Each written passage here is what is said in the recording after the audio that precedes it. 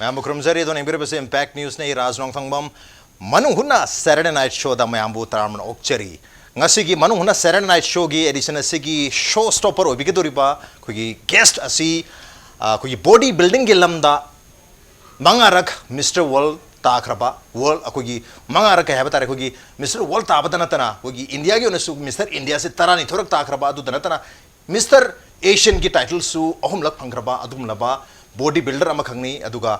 India की उनसो finest अदुगा लमदम सिगी उनसो finest body builder अमने है लोगना रिपा अंगाना लाइक पा मतलब A for apple B for ball है नहीं अदुगो ngasiगी guest city A for Arambam B for Bobini ladies and gentlemen put it together for Arambam Bobby हम तो रोजा Bobby तरामोक चेरी welcome to the show appreciate you joining thank you so much अदो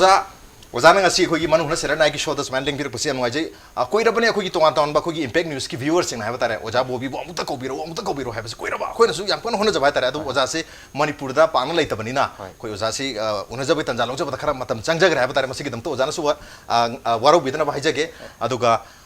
ताजा बता ओजांगा सी लेंबिरक पर है तारे मनु हुना Saturday night show की दमकता impact news की interview सी की दमकता तो मसी exclusively मसी की दमकता ओजा से लाख पने से ताजे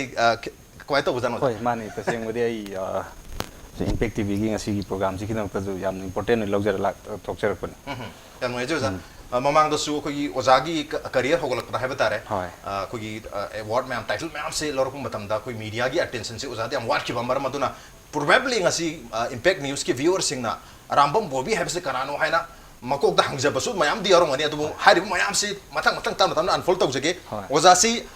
Mr. World mangarag aduga Mr. India try thorag aduga Mr. Asian ohum lag loba dana ta tongan ba khogi national gi thakta leiba topa title mayam se lobi raba dum laba oja ma khangni adu oja title mayam se haitare ne oja na sum yeng bi bu hoji hoda title mayam se kya mukti subire ainu hoji hajari ba title kar se ta bi oh ziki ngasai gi hai ba world championship se 5 times world champion haidi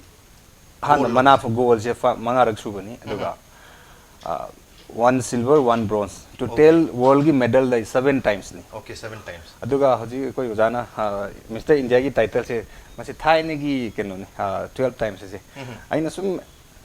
national championship की केनो से आइना सुम count out जब actually exactly high बंग आमद्रे okay कितन cow सु याव रे आई 20 21 22 22 की मनुंग दले रमगदरा है ने खले आई अचीवमेंट नेशनल की केनो नेशनल की ददी अदो ओजा मसिंगा जमदा थी दरे नेशनल की ददी तसेंबा आई काय न काउंट आउट जदरे हाइदी मिस्टर इंडिया सी नतबा नेशनल वेब चैंपियनशिप मयाम सु लैरि बको सिगी मयाम सी टोटल लॉजर गनै न हाइजरिसे ओके ओके अदो अदमाई यंगो मतदा 20 प्लस दे तुम लेग्रे बको जा दमाइन लैरंगोनी या मजे ओजा सिल्वर मेडल का थारगा दी अदो अब फम ओइगनी ओके ओजा होजिक ताकपिर से ओनली कोई गोल्ड दो ओइदुने गोल्ड अतोप मेडल में हफ्ता लगा दी अदो सोमु हेंदुइने ओजा की गोल्ड की टेली मेडल टेली से याम रहे तारे अदो ओजा की कोई मेडल अचीवमेंट में हम सिबुदी ले रहे अदो अचीवमेंट सिबो यरोन भी होना बता है बता रहे ओजा की जर्नी सी आ मखोंग दगी हाइदी फ्लैशबैक खर चरगा है बता ओजा मसी मरुइना ओजा की बॉडी बिल्डिंग की करियर से कमाइना हरखी कर्म मतम दगी हरखी कितन हाइबी बॉडी बिल्डिंग क्लियर से अदु मरक थना यहाना आई लेफम गनम ता अदु से ओजा हां ओजा की आई तसें आई की मिंग Arambam Bobby अदुगा आई की लेफमना लिलोंग चजिंग माइरेन खोंग अदुगा आई की इमा दसुमती Arambam अदुगा आई की फादर दी तसें बदी आई आइना खंगपदा आई तसें बाबागी केनो से खंगजा होब्रे ओके माना कोई इबोमचा Arambam तसें बदी बाबागी केनो से खंगौद्रे अदुगा आई चिनि नाउ तरुक दाइन मंगा सुबनी अदुगा बॉडी बिल्डिंग सानद्रिंग की ममांग दा मयाम ममा केनो लाइखरे आई स्पोर्ट्स की आई सच अदु बॉडी बिल्डिंग खक्त की हाइरा अपनी ना बॉडी ममांग जो हाइबी बियानी बॉडी बिल्डिंग बहुत लापई वारी से आई जहाना जिम्नास्टिक ने तसें बदी ओके जिम्नास्टिक अदुगा जिम्नास्टिक स्पोर्ट्स सानद्रिंग ममांग दा इसे पूरा केनो अंगांगाव बाय दारे दा जिक्तबु सुम लिथोपसी काय जबा अदगी ऐसे कोई की लाइरिक त थिनुङाइना चंगु यादब आई कोक्स कोई इमाना बाबाना इमाना दादाजिंग दे इसे लाइरिक अदु I like हाइजद्रगा so I like से केनो तवे स्कूल दिन ती का बदि लेपते अदु आई गुड अटेंडेंस का जो फंगे अदु लाइक से सुनै हायु यादब आई लाइक से का हैना सो आई इंटरेस्ट लाइरक्ति मतम से अदु मतम दा इमा गा इगा से ꯏꯃꯥꯅ ꯌꯥꯝ ꯋꯥꯅ ꯑꯩꯈꯣꯏꯁꯦ ꯏꯆꯤꯟ ꯏꯅꯥꯎ ꯇꯔꯨꯛꯁꯦ ꯁꯦꯟꯅꯕꯤꯔꯛꯑꯦ ꯑꯗꯣ ꯑꯩꯁꯤꯅ ꯅꯨꯄꯥꯗ ꯈ꯭ꯋꯥꯏ ꯑꯇꯣꯝꯕꯅꯤ Okay. Isinaw turuk sida ako nupa kya wadi nupi kya nupa mari nupi ani ichena khwai ahanni aduga ichenna khwai atombi marakta nupa mari sida ina atombani Okay. adanga saigi aise thingau lengau yam tawre tuition chalo haraga koigi tuition matam sida tumjan leigumba tumdi tumdabida chaning damdina ko anda dada sing nei koi chinno hum ani hum pharaga ukong da pundana ga yam sum mayam lakki yaw larik tok dia haidi tuition chap matam ai tuition chap matam di yawre ni khangi ni adu matam tumjen nari ba sai hento ki ba sum bagi keno se aduga sana badadi dum thoya rokpo jase matam di sana ba hodri okay sana ba hodri matam di angau budu gi ko khan angau budu ko de gi da sing na da ko gi imana sana ma hida ko gi koi meitai gi di lei dai na sana ma da pesa chui ba khara katpa adu tawra saving to ba yam toi hurale ga margon sana di adu ga ai sana ba horok padagi di ai life se style ma life se pura change sam tawre ai sana level tawjaba okay ngasai ngawra mo mayam se loina lepkhre adagi aina sana ko matam sida chani ngai di tasin imana ai sana ba dai tu hun mangam damina ada nong gi chak enjang okay sina tana extra lai te hengonda koi dada sing lai mai lai tam na bani na masa du pesa am thong na damina adana ngasai gi ai se angang oina ai sana bagi ngano se sana na ai thawak su bu ju hawre ai sa gi sen thok lambi ta na ba ai tasing na haida koi gi koi somna di khangbi gedra koi gi polang saba nam lei okay wa na ai polang sare koi le kai se polang sare aduga polang se saraga sanadringai timing se sana ba chalure hala su polang sabi chatngai polang sabi ai adudagi phanga ko paisa sam income sina ai diet export hunba hore aduga sai gi marak ta su matam do sana ba kitang maning mamang de ta koi le kai se koi gi bed cover yam sare nupi gi phi se si da koi su phi sa ba yauri koi gi phura ka bi gai le koi le kai se phura ka bi chale o le kai da sala sa do re yum do kon le koi ichi sing sa ba se ichi gi kon suppose koi school hala ga su ichi gi mteng pang ba sai ram da pham ga phi sa ba yam haire phi ga su phajan sare adai di sana re ima su to in khane keno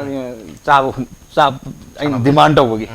som da sana re som da di bijangam dre dum khara sam ima da su aina kare ai dare oina ja ba ai dare khana ba khara sum tawre aduga aina polang sana sam yen khara su loi jai yen se kamai loi rakhe da masi yam nuksi jani da matam da ai se suddenly ai lupa 10 ka khulle lambi da matam du gi ni ko matam du lupa 10 ga se yam chaw jan matam du imana lupa ni pi ba ga se amount yam chaw yang khanja ba timing ni ko adu lupa 10 se khulla ga ina nongala ga koi gi lilongi muslim kaithen se sida ai chalaga early morning chalaga nganu chaw ko le lai nganu masa se lupa hum pi pa pista adu lupa 10 na di hum ko phange do ahum se le la ga nganu se ga sum yok seraga nganu ama de gi ani ahum sok thok ko nganu kun nguma loi sare loi rak padai di mapung phara ka pulap yo thokraga ai se mu yen loi ba hore kena ai dai cha de adap yirum phangna na ba gi namta da yirum se phangna na ba da yen su balance dai nam bija thau tai yirum se nong ti regular phangna na ba gi ada sisu aslam ka satana tharoi khundana yen se tharoi bija ba se mu phaja bajan ko pune haidi yen tara loi ba da suppose 7 yirum 7 di soi dai nong magi yirum se yam bija ba se ade yen am da koi gi sam tharoi se masing thira yes 5 piece kuma go si hisab se mu balance dai ni se chida sanaru re gan potha ba sangbote ai thabuk song na ba pasa talong na ba adigi polang saraga sana san ngamna ba cycle lama cycle lenda ga lai tan taw pa tam 370 rupees hero cycle lama ina an mamam lei adaga taw na ꯑꯩ ꯁꯥꯟꯅꯕ ꯑꯗꯨꯃꯥꯏꯅ ꯆꯠꯂꯦ ꯑꯣꯖꯥ ꯑꯣꯖꯥꯒꯤ ꯁꯥꯟꯅꯕꯩꯁꯤ ꯑꯩꯈꯣꯏꯒꯤ ꯉꯁꯥꯏ ꯑꯣꯖꯥ ꯑꯍꯥꯟꯕꯗꯗꯤ ꯖꯤꯝꯅꯥꯁꯇꯤꯛꯇ ꯆꯪꯉꯝꯃꯦ ꯍꯥꯏ ꯍꯣꯏ ꯑꯗꯨꯗꯒꯤ ꯑꯃꯨꯛ ꯍꯧꯖꯤꯛ ꯑꯩꯈꯣꯏ ꯀꯩꯅꯣꯁꯤꯗ ꯌꯧꯈ꯭ꯔ ꯃꯥꯜꯂꯦ ꯕꯣꯗꯤ ꯕꯤꯜꯗꯤꯡꯁꯤꯗ ꯈꯔ ꯌꯥ ꯍꯧꯖꯤꯛꯀꯤ ꯕꯣꯗꯤ ꯕꯤꯜꯗꯤꯡ ꯂꯥꯛꯇ꯭ꯔꯤꯕꯅꯤ ꯂꯥꯛꯇ꯭ꯔꯤꯉꯩꯒꯤ ꯖꯤꯝꯅꯥꯁꯇꯤꯛ ꯆꯠꯂꯤꯉꯩ ꯍꯣꯏ ꯃꯇꯥꯡꯁꯤꯅꯦꯕ ꯑꯗꯨꯒꯤꯁꯨꯅꯤ ꯑꯣ ꯕꯣꯗꯤ ꯕꯤꯜꯗꯤꯡ ꯂꯥꯛꯇ꯭ꯔꯤ ओके ओके ꯖꯤꯝꯅꯥꯁꯇꯤꯛꯁꯦ ꯑꯩ ꯁꯥꯟꯅꯔꯒ ꯑꯗꯩꯗꯤ ꯑꯩꯁꯦ ꯑꯩꯈꯣꯏꯒꯤ ꯁꯥꯏ ꯁ꯭ꯄꯣꯔꯠꯁꯇ ꯃꯇꯝ ꯈꯔꯁꯨ ꯂꯩꯔꯝꯃꯤ ꯂꯥꯡꯒꯣꯜꯗ ꯆꯍꯤ ꯑꯃꯒꯨꯝꯕ ꯂꯩꯔꯝꯃꯤ ꯃꯗꯨꯗꯁꯨ ꯑꯩꯁꯦ ꯈꯔ ꯁꯣꯔꯠ ꯇꯦꯝꯄꯔ ꯈꯔ ꯑꯣꯏꯒꯜꯂꯦ ꯑꯗ ꯑꯩꯈꯣꯏꯒꯤ ꯑꯣꯐꯤꯁꯤꯌꯦꯜ ꯑꯃꯈꯛ ꯑꯩꯅ ꯐꯨꯔꯨꯕꯗꯒꯤ ꯑꯩꯁꯦ ꯀꯩꯅꯣꯅꯤ ꯐꯨꯔꯨꯕ ꯍꯥꯏꯁꯦ ꯀꯔꯤ ꯍꯥꯏꯇꯥꯔꯦ ꯃꯥꯒꯤ ꯀꯩꯅꯣꯗꯣ ꯃꯥꯒꯤ ꯑꯔꯥꯟꯕ ꯑꯆꯧꯕ ꯑꯔꯥꯟꯕ ꯑꯃ ꯎꯕꯗꯒꯤ ꯐꯨꯕꯅꯤ ꯑꯗꯩꯗꯤ ꯐꯨꯔꯨꯕꯗ ꯑꯩꯁꯦ ꯖꯤꯝꯅꯥꯁꯇꯤꯛꯇꯒꯤ ꯑꯩꯁꯦ ꯁꯥꯏꯗꯒꯤ ꯑꯩꯁꯦ ꯗꯤꯁꯀ꯭ꯋꯥꯂꯤꯐꯥꯏ ꯇꯧꯔꯦ ओके ꯗꯤꯁꯀ꯭ꯋꯥꯂꯤꯐꯥꯏ ꯇꯧꯕꯗꯒꯤ ꯌꯨꯝꯗ ꯍꯜꯂꯛꯑꯦ ꯇꯧꯐꯝ ꯈꯪꯗ꯭ꯔꯦ ꯑꯩꯗꯤ ꯁꯥꯟꯅꯕꯁꯤ ꯑꯗꯨꯝ ꯄꯥꯝꯖꯕꯅꯤꯅꯀꯣ ꯍꯥꯟꯅꯗꯤ ꯕꯣꯗꯤ ꯕꯤꯜꯗꯤꯡꯒꯥꯏꯁꯦ ꯀꯩꯁꯨ ꯈꯜꯂꯝꯗꯦ ꯃꯪꯗꯕꯨ ꯃꯪꯉꯝꯗꯦ ꯕꯣꯗꯤ ꯕꯤꯜꯗꯤꯡ ꯁꯥꯟꯅꯅꯤꯒꯥꯏꯁꯦ ꯑꯗ ꯑꯩꯁꯦ ꯑꯗ ꯌꯨꯝꯗ ꯂꯥꯛꯑꯦ ꯑꯗ ꯑꯦꯊ꯭ꯂꯦꯇꯤꯛ ꯁꯥꯟꯅꯩ ꯂꯝꯖꯦꯟꯁꯨ ꯆꯦꯟꯕꯤ ꯇꯥꯏꯀꯨꯟꯗꯣꯁꯨ ꯀꯥꯎꯕꯤ ꯑꯩ ꯁꯤꯡꯖꯨꯅꯦ ꯑꯩꯅ ꯁꯥꯟꯅꯔꯝꯃꯤꯁꯦ ꯑꯃꯁꯨ ꯄꯠ ꯇꯁ ꯇꯧꯕꯤꯗꯣ ꯐꯨꯠꯕꯣꯜꯁꯨ ꯑꯃꯨꯛ ꯀꯥꯎꯅꯤ ꯑꯃꯁꯨ ꯑꯃꯨꯛ ꯇꯧꯅꯤ ꯉꯥꯏꯍꯥꯛ ꯉꯥꯏꯍꯥꯛꯀꯤ ꯀꯩꯅꯣꯁꯦ ꯑꯗ ꯃꯣꯡꯁꯥꯟꯒꯩꯗ SSBꯒꯤ ꯀꯩꯅꯣ ꯒ꯭ꯔꯨꯞ ꯁꯦꯟꯇꯔ ꯑꯃ ꯂꯩꯔꯝꯃꯤꯀꯣ ꯃꯇꯝꯗꯨꯗ ꯑꯩꯈꯣꯏꯒꯤ ꯑꯦꯊ꯭ꯂꯦꯇꯤꯛꯀꯤ ꯃꯤꯑꯣꯏ ꯑꯅꯤꯈꯛ ꯁ꯭ꯄꯣꯔꯠꯁ ꯑꯦꯊ꯭ꯂꯦꯇꯤꯛ ꯀꯣꯇꯥꯗ ꯃꯤꯑꯣꯏ ꯑꯅꯤꯈꯛ ꯊꯕꯛ ꯂꯧꯅꯤ ꯍꯥꯏꯅ ꯇꯧꯕꯗꯒꯤ ꯃꯇꯝꯗ ꯑꯩꯈꯣꯏꯒꯤ ꯑꯩꯉꯣꯟꯗ ꯈꯔ ꯁꯦꯅꯤꯌꯔ ꯑꯃ ꯑꯩꯈꯣꯏꯅ ꯑꯦꯄ꯭ꯂꯥꯏ ꯇꯧꯕꯗꯒꯤ SSB ꯆꯪꯈ꯭ꯔꯦ ꯑꯩ ꯈꯤꯇꯪ ꯁꯣꯔꯠ ꯇꯧꯖꯔꯛꯀꯦꯀꯣ ꯁꯤꯗ ꯆꯪꯉ ꯃꯇꯨꯡꯁꯦ ꯑꯩꯁꯦ ꯑꯦꯊ꯭ꯂꯦꯇꯤꯛꯁꯦ ꯃꯣꯡꯁꯥꯡꯒꯩꯗ ꯂꯩꯅ ꯑꯩꯁꯦ ꯑꯦꯊ꯭ꯂꯦꯇꯤꯛ ꯁꯥꯟꯅꯅ ꯅꯣꯡꯃ ꯁꯗꯟꯂꯤ ꯈꯪꯍꯧꯗꯅ ꯑꯩꯈꯣꯏꯒꯤ ꯑꯩꯉꯣꯟꯗꯒꯤꯗꯤ ꯈꯔ ꯁꯦꯅꯤꯌꯔ ꯑꯣꯏꯕ ꯑꯩꯈꯣꯏ ꯏꯆꯦꯁꯤꯡ ꯑꯃ ꯍꯥꯏꯇꯥꯔꯦ ꯑꯩꯒꯤ ꯏꯃꯥꯟꯅꯕ ꯑꯃꯒꯤ ꯊ꯭ꯔꯨꯗ ꯃꯣꯏꯁꯦ ꯐ꯭ꯔꯦꯟ ꯁꯥꯔꯀꯜ ꯑꯣꯏꯕꯖꯥꯠꯅꯦ ꯑꯗ ꯑꯩꯁꯦ ꯇꯤꯝꯗꯨꯗ ꯍꯥꯏꯐꯦꯠ ꯄꯨꯜꯂꯨꯕꯗꯒꯤ ꯅꯣꯡꯃꯁꯦ ꯑꯗꯨꯁꯨ ꯁꯤꯒꯤ ꯊꯣꯡ ꯅꯝꯕꯣꯝꯕꯤ ꯁ꯭ꯋꯥꯏꯗꯅꯤ ꯍꯧꯖꯤꯛꯀꯤ ꯅꯨꯄꯤꯁꯤꯅ ꯏꯆꯦꯁꯤꯡ ꯑꯁꯤꯅ ꯑꯩꯉꯣꯟꯗ ꯌꯥꯝꯅ ꯑꯩꯈꯣꯏꯒꯤ ꯃꯁꯥ ꯐꯕꯒꯤ ꯌꯥꯝꯅ ꯄꯥꯝꯖꯕ ꯍꯥꯏꯇꯥꯔꯦ ꯃꯁꯥ ꯐꯕꯕꯨ ꯌꯥꯝ ꯀꯜꯂꯛꯆꯕ ꯑꯗꯨꯝꯕꯒꯤ खितंग कई हाइतारे फीलिंग फील अमंगोंद उत्पीब हाइतारे थागतपीब हाइतारे पुनिंग थोगतपीब होय मतमदा असै आइसे हाना जिमनास्टिक सानामिना अदुम 15 मल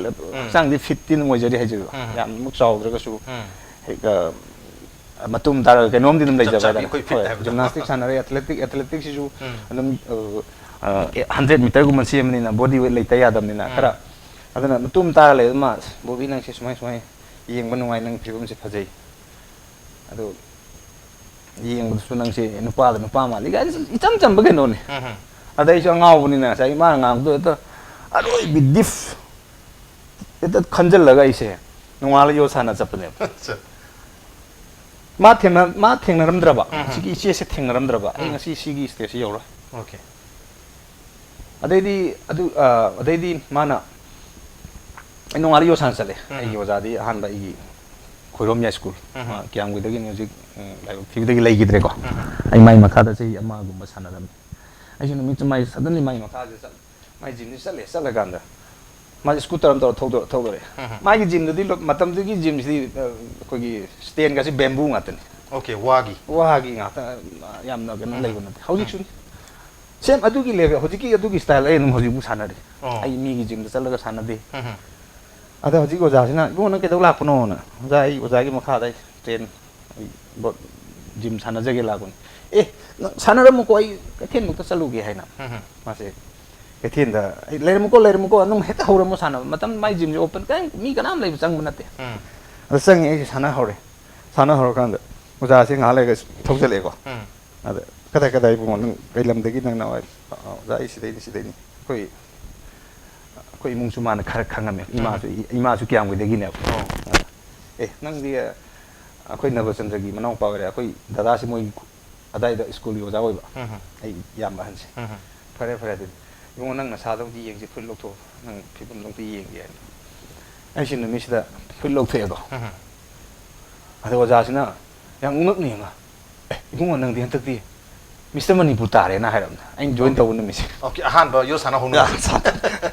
mister Manipur junior Mister Manipur सोइदरे हैना माइ कुका बिका बा बुंग नंग देन सोइदरे ना है अद माइन तौदना उजानी यो साना होबसे कम कान दोइदिनो जा चही से 95 की जुलाई अदाई माले एग्जैक्ट डेट ति खंगजद्रे काउखै को जुलाई माले अदगी आइसे था अनि गुंबा ओजागी मखादा था अनि बुफादबा माले दको अदा आइसे कोई नॉर्थ ईस्ट की बॉडी बिल्डिंग चैंपियनशिप में जोरा तसिले अदुदुगी ट्रायल अखोगी मणिपुर कॉलेज मनुंगदा टीम मणिपुर टीम की सिलेक्शन खनबगी ट्रायल सिलेक्शन अखक तवे अदा ऐसे याम कीना मतम ऐसु कना खंगनाबसु लेतबी ओजा फंगी खो ओजा याम थेंगना लाइ नमितो ai नमितो ओजा लामदगदे सानु सानरा ओके ओजा ये स्कूल से अदा ऐसे ऐ ओजा सु लाक्ते ऐ कना कमाइ ऐ याम इकाइ जब कीजब हंगोइ जब ट्रायल की से अदा ngसाइ की ट्रायल से थो कांदा ngसाइ की मयाम नंग पमु ओइने मसिं ngang नौ नौ नौ कायदिनो कना सातनो हंगले मतम देदी पंग थोजै कहीं खंग पोते पोजिंग कमाइन तौनी खंग पोते अदो पोती खितंग हाना दे खितंग यावजरक पाइदरे को अइन हाना जिमनास्टिक कुंबा म साना चेलम्बा होय दुमाइन तौदना ऐसे चले कांदा सिलेक्शन सिलेक्शन खल मतुंग सिने यावाबस ओ कइनोदा अइना मोंगसांगै एसएसबी द लैना सानरिसे आई परमिशन लेबो नते आइदी एथलेटिक कोटा द चंगीबने ओके ngसाigi SSB gi miu ani khanbase khoi sanaroi ge kota da khanbo oidune khankhre ko athletics ta adu body building haidi allow leibо nate allowed leiti body building we team ju leiti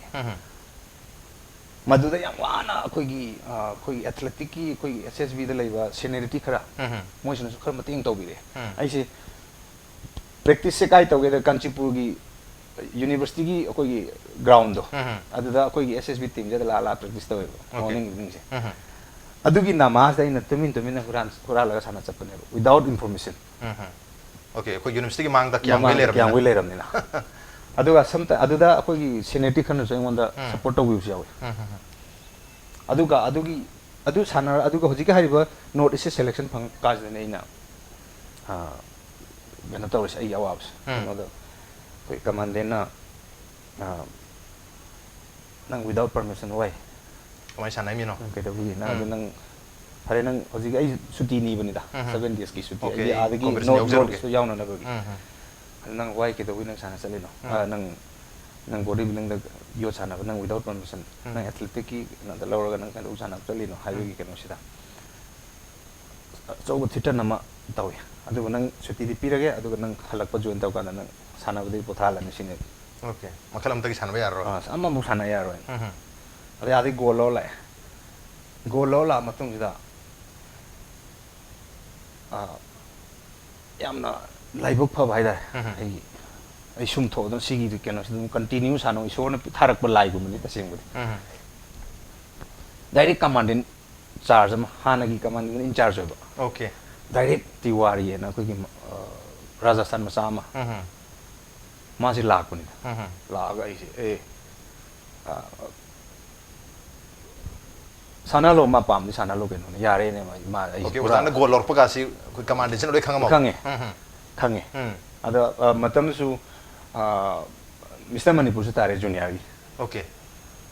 यो साना बा होबो जही मक्ता दा 1995 से दा होय कुई दने नि मा लाइस द मा लाम द्रगा दे इतवे ओके अददे दी ऐसे रेलवे दा yes 1996 जूनियर मिस्टर इंडिया सानार मतुंग सिदा मु कोई एशियन चैंपियनशिप मतम दो इंडिया ना सिले दिल्ली दा 1996 दा दो आई जे इंडिया की वेबा जूनियर की रिप्रेजेंट होइन तवे जूनियर टीम दा अदा कोई मतम दरा कोई कलकत्ता की रेलवे की कोई संभू चैटर्जी है ना माना आफ्टर कंपटीशन आई मतम द पोजीशन 4 प्लेस ता ओके एशिया की दा जूनियर नि को एनंग थबक संगिरा चंगनी अदो याम इंटरेस्ट ले दबा हाइदि थाजा दबदो अदो फै नंगी एड्रेस पिरमो ना आई इरगे थापे पिरमे माना इन अदो भाई अदो काना लुसलुदे अदि लाखरे लाकांदा इजी एसएसबी द सुम लैबसे कोई फाजनबा आइना तौनिंग पोट फंगक्तबा फ्री वरक्तब दैसी चेंथोरखिबनि दै विदाउट इन्फॉर्मेशन चेंथोरगा दैदि टाइमिंग अदुगी चेंथोरबे टाइमिंग से सही रेलवे की पोस्ट आई कॉल लेटर से लाख अदु कॉल लेटर लागासु मदु आइना हेता जॉइन तौबा याब पोति नते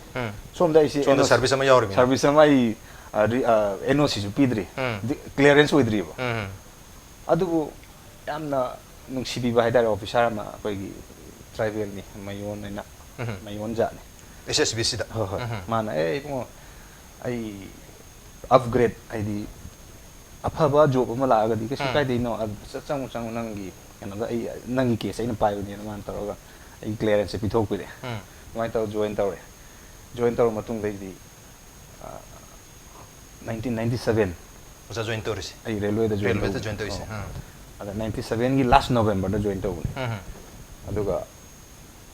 February swai da koi all India railway meet tawre ba da adu dagi ngasi bu nei suleb lepak okay sana basi song located 97 onward 98 tagi hatare exactly yes 98 tagi aduga aina achauba achievement phangak pasdi taseng badi ai Assam da leraga 2009 dagi ai Kolkata dagi sida transfer la matung da okay 2009 boki mamang ji 1997 dagi adum Kolkata da lei Kolkata da lei aduga national ga koi railway mi sida yam boina moigi okay international events di yaw ifang phanggi yaw base yakoi yaw ning asu ngasai gi moin interest yaw lobi da bi adugi just adi som da koi sana ning timing suti pirak traga di pai adu dum ta seng odi ai se transfer la aga ai di sana ba tokchera ge hen ai Kolkata le di to bane adu Assam gi Guwahati se lakpa 2009 se lakpa da di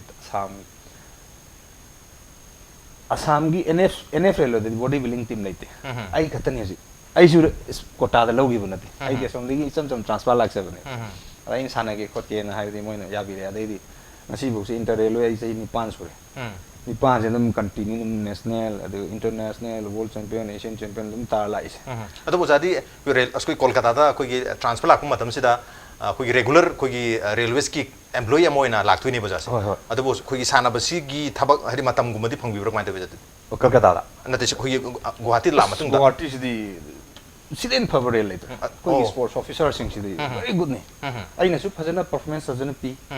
Moi na su phajana ojik se bobina hari yare. Okay. Hari bra thadok pini se. adu railways ki koi tongan ba duties assignment gumadi pi No later. Hoji ai 330 kg leave ni special kg leave. Ai di office ka da 300 chahi ma se 365 365 to 330 suti. Okay no bin mangari sin office ta ꯂꯩꯒꯗꯕ ꯍꯥꯏꯇꯥꯔꯦ ꯁꯣꯏ ꯇꯧꯔꯨ ꯇꯥꯕꯗꯤ ꯉꯁꯥꯏꯁꯦ ꯌꯥꯝꯅ ꯑꯣꯖꯥ ꯃꯇꯥꯡꯁꯤꯗ ꯑꯩꯈꯣꯏ break ꯑꯃ ꯂꯧꯖꯒꯦ ꯕ꯭ꯔꯦꯛꯀꯤ ꯃꯇꯨꯡꯗ ꯑꯣꯖꯥꯒ ꯃꯈꯥ ꯇꯥꯅ ꯋꯥꯔꯤ ꯃꯌꯥꯝ ꯁꯥꯟꯅꯖꯈꯤꯒꯦ ꯕ꯭ꯔꯦꯛꯇꯤ ꯌꯥꯝ ꯊꯣꯟꯖꯔꯛꯀꯦ ꯏꯝꯄꯦꯛ ꯅ꯭ꯌꯨꯁꯄꯨ ꯃꯤꯡ ꯇꯥꯗꯨꯅ ꯂꯩꯕꯤ ꯋꯦꯜꯀꯝ ꯕꯦꯛ ꯑꯗꯣꯝꯅ ꯌꯦꯡꯕꯤꯔꯤꯕꯁꯤ ꯃꯅꯨꯡ ꯍꯨꯠꯅ ꯁꯦꯇꯔꯗꯦ ꯅꯥꯏꯠ ꯁꯣꯅꯤ ꯑꯗꯨꯒ ꯉꯁꯤꯒꯤ ꯁꯣꯁꯤꯒꯤ ꯁꯣ ꯁ꯭ꯇꯣꯄꯔꯅ 5 times Mr. World Champion ꯑꯗꯨꯒ 12 times Mr. India title ꯂꯧꯈ꯭ꯔꯕ also ꯑꯩꯈꯣꯏꯒꯤ Mr. Asia ꯒꯤ ꯇꯥꯏꯇꯜꯁꯦ ꯑꯍꯨꯝꯂꯛ ꯂꯧꯈ꯭ꯔꯕ ꯑꯩꯈꯣꯏꯒꯤ ꯑꯣꯖꯥ ꯑꯔꯥꯝꯕꯝ ꯕꯣꯕꯤꯅꯤ ꯑꯣꯖꯥ ꯕꯣꯕꯤꯗ ꯃꯊꯪ ꯂꯥꯛꯆꯅꯤꯡꯁꯦ ꯑꯣꯖꯥ ꯍꯥꯏꯔꯤꯕ ꯇꯥꯏꯇꯜ ꯃꯌꯥꯝ ꯑꯩꯅ ꯍꯥꯏꯖꯔꯤꯁꯦ ꯑꯩꯈꯣꯏꯒꯤ ꯅꯦꯁꯅꯦꯜꯒꯤꯗꯤ ꯑꯣꯖꯥ ꯉꯁꯥꯏ ꯇꯥꯛꯄꯤꯈ꯭ꯔꯦ 19 ꯍꯥꯏꯗꯤ 10ꯒꯤ ꯃꯊꯛꯇ ꯂꯩꯔꯦꯅ ꯑꯗꯨꯃꯥꯏꯅ ꯂꯩꯔꯝꯒꯗ꯭ꯔꯥ ꯍꯥꯏꯅ ꯈꯜꯂꯦ ꯑꯗꯨ ꯑꯩꯈꯣꯏꯒꯤ ꯃꯔꯨꯑꯣꯏꯅ ꯑꯣꯖꯥꯅ ꯉꯁꯥꯏ ꯇꯥꯛꯄꯤꯈ꯭ꯔꯦ ꯕ꯭ꯔꯦꯛ ꯃꯃꯥꯡꯗ ꯑꯩꯈꯣꯏ 2009 ꯃꯃꯥꯡꯕꯨꯁꯤ ꯀꯣꯜꯀꯇꯥꯗ ꯂꯩꯔꯤꯉꯩ ꯃꯔꯛꯁꯤꯗꯤ ꯑꯩꯈꯣꯏ ꯔꯦꯜꯋꯦꯁꯀꯤ ꯑꯣꯏꯕ ꯅꯦꯁꯅꯦꯜꯒꯤ ꯀꯣꯝꯄꯤꯇꯤꯁꯟ ꯉꯥꯛꯇꯗ ꯑꯌꯥꯝꯕ ꯑꯗꯨꯝ ꯄꯥꯔꯇꯤꯁꯤꯄꯦꯠ ꯇꯧꯔꯤ ꯏꯟꯇꯔꯅꯦꯁꯅꯦꯜꯒꯤ ꯉꯝꯃꯛꯇꯦꯅ ꯇꯥꯖꯩ ꯑꯗꯨ 2010 11 12 ꯍꯥꯏꯇꯥꯔꯦ ꯆꯍꯤ ꯑꯍꯨꯝꯁꯦ ꯊꯪꯅ ꯑꯩꯈꯣꯏꯅ ꯑꯣꯖꯥꯒꯤ ꯀꯩꯅꯣ ꯑꯆꯤꯞꯃꯦꯟ ꯍꯥꯏꯇꯥꯔꯦ ꯑꯩꯈꯣꯏ ꯃꯤꯁꯇꯔ ꯋꯥꯔꯜꯒꯤ ꯇꯥꯏꯇꯜꯁꯦ ꯑꯍꯨꯝ ꯐꯪꯉ ꯃꯇꯨꯡꯗ ꯃꯔꯛꯇ ꯑꯃꯨꯛ 2013ꯒ 14ꯒ ꯂꯦꯞꯄꯨꯔꯒ 15ꯒ 16ꯒ ꯍꯥꯏꯇꯥꯔꯦ ꯁꯤꯗ ꯑꯃꯨꯛ ꯑꯅꯤꯃꯨꯛ ꯐꯪꯕ ꯃꯥꯅꯦ ꯑꯣꯖꯥꯏꯁꯦ 13ꯒ 14ꯒ ꯁꯤꯗ 13ꯅ silver medal lauba okay 14ನ bronze ni ꯑꯣꯖꯥꯅ ꯉꯁꯥꯏ ꯍꯥꯏꯈꯤꯕ ꯑꯩꯈꯣꯏ ꯂꯦꯞꯄ ꯅꯠꯇꯦꯕ okay ꯂꯦꯞꯇꯅ ꯑꯗꯨꯝ ꯍꯧꯖꯤꯛꯐꯥꯎꯁꯦ ꯆꯠꯊꯔꯛꯏ 2010 ꯗꯩꯅ ꯍꯧꯖꯤꯛ ꯄꯨꯛꯁꯦ 7 years ꯁꯦ ꯑꯗꯨꯝ 7 years ꯁꯤꯗ 7 title ꯅꯦꯕ ꯂꯧꯖꯩ title ꯅꯦꯕ ꯑꯗ ꯃꯔꯛꯇꯨꯗ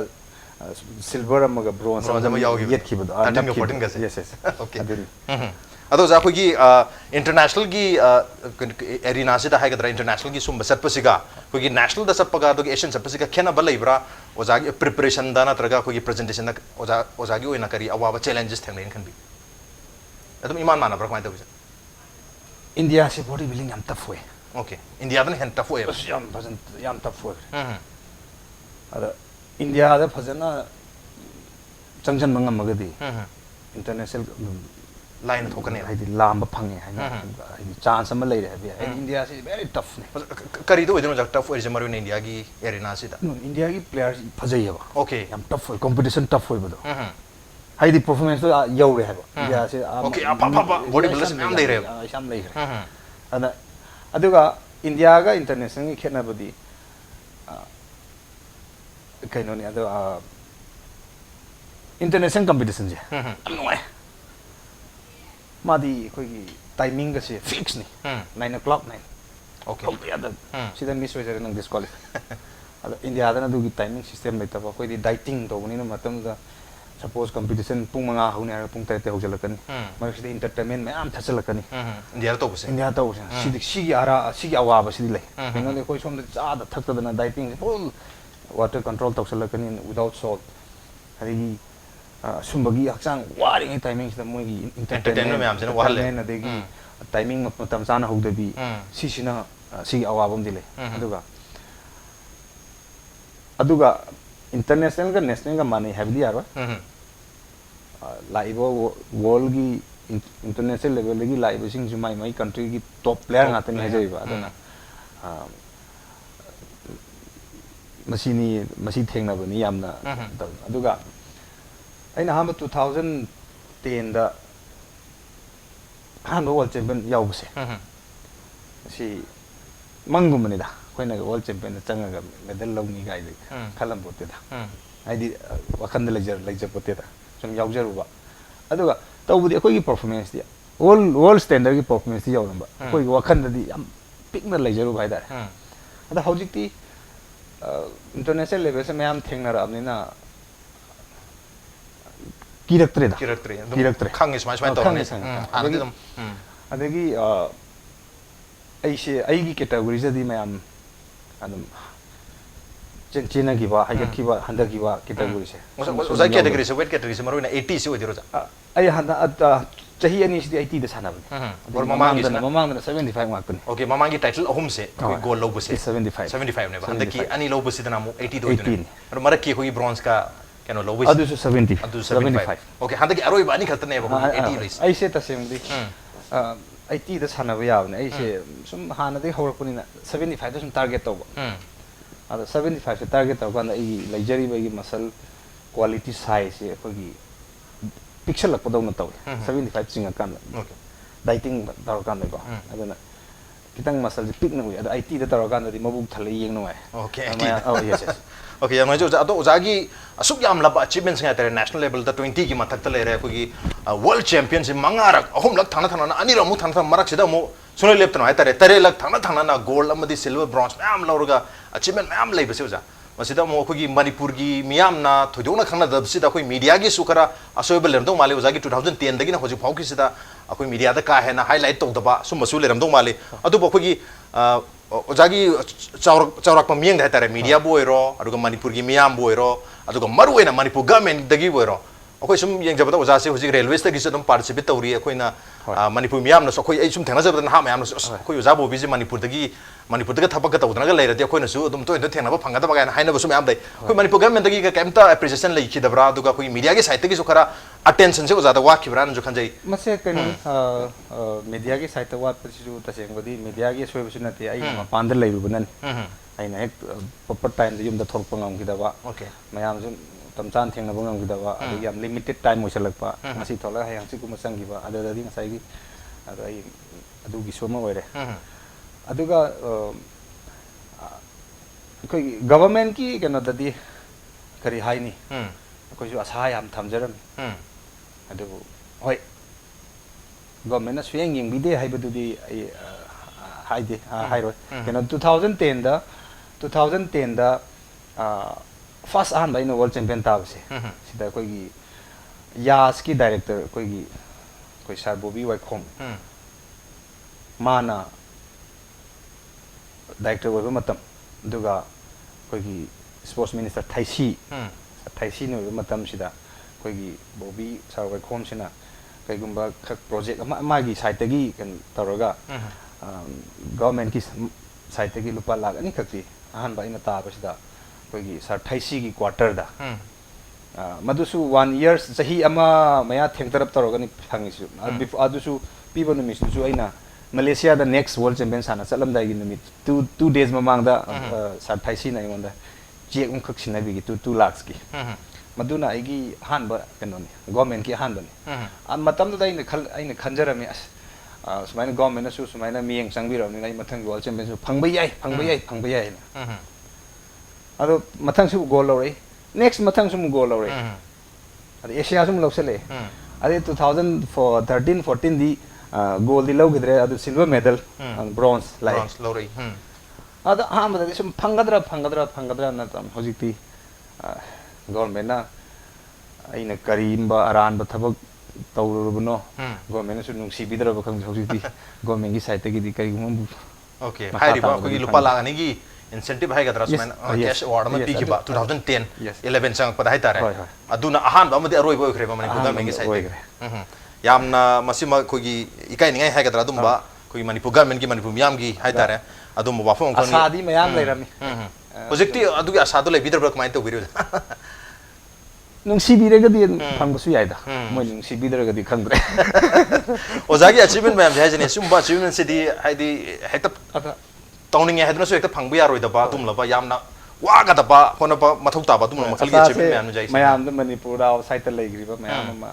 ꯑꯗꯨꯝ ꯇꯥꯖꯩ ꯐꯪꯈꯤꯕ ꯑꯆꯤꯚꯃꯦꯟ ꯃꯣꯏꯗ ꯑꯗꯨ ꯄꯤꯔꯦ ꯑꯗꯥ ꯄꯤꯔꯦ ꯑꯩꯁꯨ ꯑꯗꯨꯝꯕꯒꯤ ꯑꯁꯥꯝꯗ ꯗ꯭ꯔꯤꯝ ꯑꯃ ꯁꯥꯒꯠꯆꯔꯤꯀꯣ ꯑꯗꯨꯝ ꯁꯥꯟꯅꯖꯔꯤ ꯑꯗ ꯑꯗꯨꯒꯤ ꯍꯧꯖꯤꯛ ꯑꯗꯨꯒꯤ ꯀꯩꯅꯣꯗꯤ ꯐꯪꯗ꯭ꯔꯒꯁꯨ ꯑꯩꯒꯤ ꯄ꯭ꯔꯣꯐꯦꯁꯟꯁꯤ ꯃꯩꯈꯣꯡ ꯊꯥꯡꯖꯜꯂꯕꯅꯤꯅ ꯑꯗꯨꯝ ꯁꯥꯟꯅꯈꯤꯒꯦ ꯄꯤꯕꯤꯕ ꯑꯣꯔ ꯄꯤꯕꯤꯗꯕ ꯅꯨꯡꯁꯤꯕꯤꯕ ꯅꯨꯡꯁꯤꯗꯕꯗꯨꯗꯤ ꯈꯪꯗ꯭ꯔꯦ ꯑꯗꯨꯒ ꯑꯩ ꯁꯥꯟꯅꯈꯤꯒꯦ ꯃꯈꯥ ꯇꯥꯅ ꯁꯥꯟꯅꯈꯤꯒꯦ ꯍꯥꯏꯕꯒꯤ ꯑꯩ ꯊꯥꯖꯕ ꯑꯗꯨꯒ ꯑꯩ ꯋꯥꯈꯜꯂꯣꯟꯗꯤ ꯑꯗꯨꯝ ꯂꯩꯖꯔꯤ ओके मखा ताना तुम सानगिगे मखा ताना कोई अचीवमेंट की केनो से लिस्ट से लोशन गिरोगी हैवने उजागी से तसेंग नाइजा नमनुगोदी लोशन गिरो अदो जा मासिगे दमत प्रिपरेशन है तारे को जा प्रिपरेशन से दा कोई मरुइना कोई बॉडी बिल्डर सिंग कोई मणिपुर दसु आको हंदक ताजा हंदक इवन 2016 की उजागी हंदक लेटेस्ट है तारे ने वर्ल्ड चैंपियन से दसु मणिपुर दगी सानरे मयाम पार्टिसिपेट तौरी इवन जूनियर कैटेगरी ता कोई गोल्ड लॉर को खसु मयाम लेगरे अदो उजा कोई स्माइना हरक लिबा मयाम सु लेरी है तारे को जा अदुना कोई बॉडी बिल्डिंग की लम सिदा लाइबा मयाम सिदा मरुइना कोई डाइट की है तारे डाइट से कमाने का तरंग दगे मरुइना ओजाबु बिगे डाइट से करी गरंग दगे मयाम से तुम नो मद मसे सन केजी मरी मांगा सारंग दगे सो वायना का सुखना पाना है तारे स्पेकुलेशन है तारे ओजागी ओना डाइट से कमाई तो हुई कोई बॉडी बिल्डिंग मी अतोपा सम मी नदी बॉडी बिल्डिंग सान नदी हम चारंग मुनि है तसिंग मुदी हम चाब नते कोई ओके कोई से बैलेंस डाइट ने कोई न सेमजरिस सपोज कोई suppose अखोने yirum trauma sai ha ga yirum trauma sa ba khara dum miyam jawn wi ko yirum trauma sida manung gi yok se lokthok pi kro ango bu tu kayam lo le ko di sa sum yam sa bu su sa de adi yen aduna yirum trauma sina ko gi section mari manga ni thoga sa do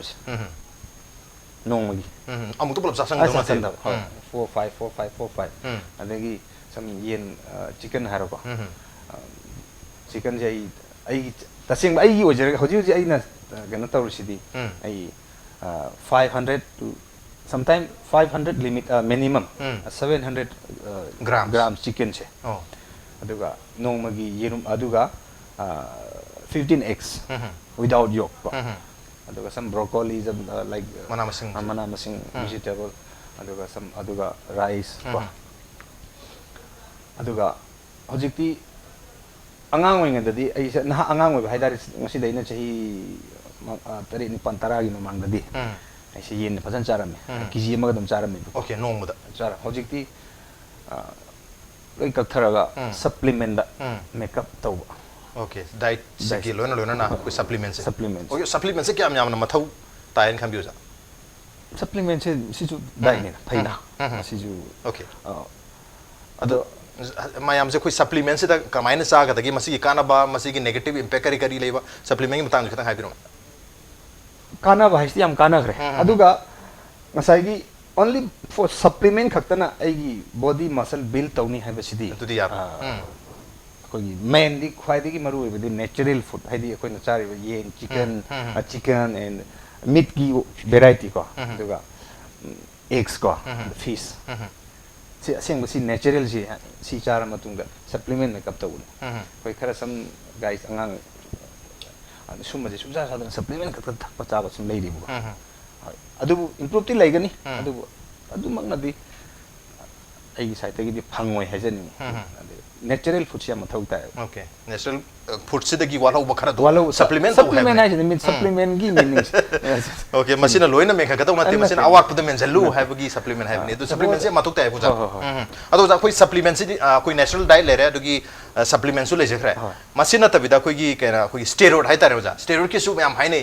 masa khara phabo urga de ma je steroid charang mone kapam mone habi wakum su le adugi sigi wakal lon se da mayam se loina Dari masana zo tamam na le sana no khara da su ai स्टेरोसिन अदर दे जो यौंग और हाबी वाखन का सुले नहीं सिना कना सिना सिगी वाखलोन से कमाइन तौगे दा अंगांग मागी ट्रेनर से ट्रेनर की मिस्टेक तो अंगांग दा मिस्टेक तो स्टेरोइन हसंग फान जाबोती स्टेरोइन लोई मसा सोम द चाबा यावदन स्टेरोइन फान जाबोती क्वाइ मरु है बेसे वर्कआउट कोई की अमा हाय बॉडी बिल्डिंग की केनो फर्स्ट इंपॉर्टेंस है कोई नेचुरल फिजिक कोई जिम दा याव खरा फ्रेम से शी इज वेरी इंपॉर्टेंट है अदुगा सेकंड दा वर्कआउट ने वर्कआउट आईडी एक्सरसाइज तो बस थर्ड आईगी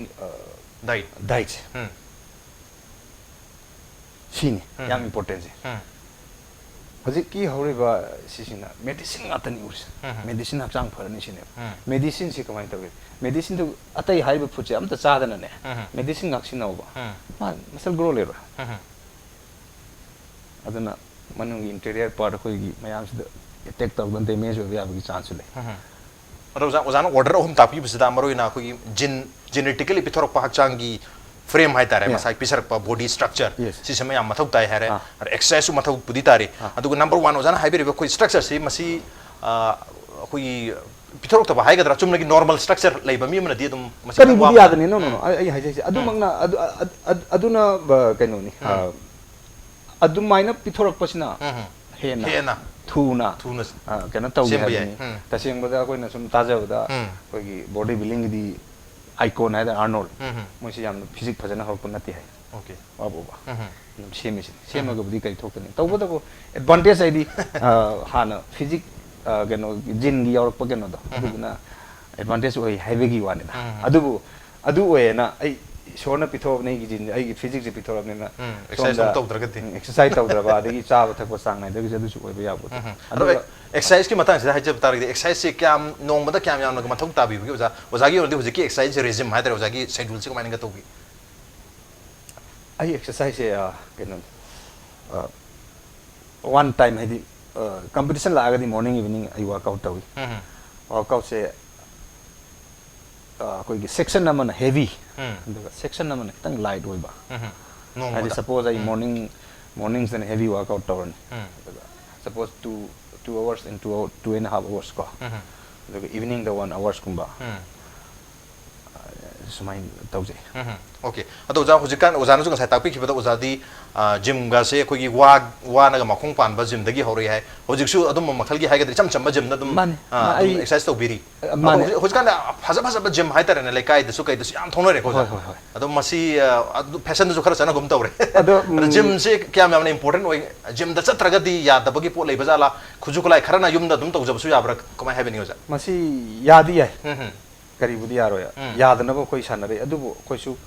सम म्यूजिक मतम की साइंटिफिकली ओइबो मशीन कोई की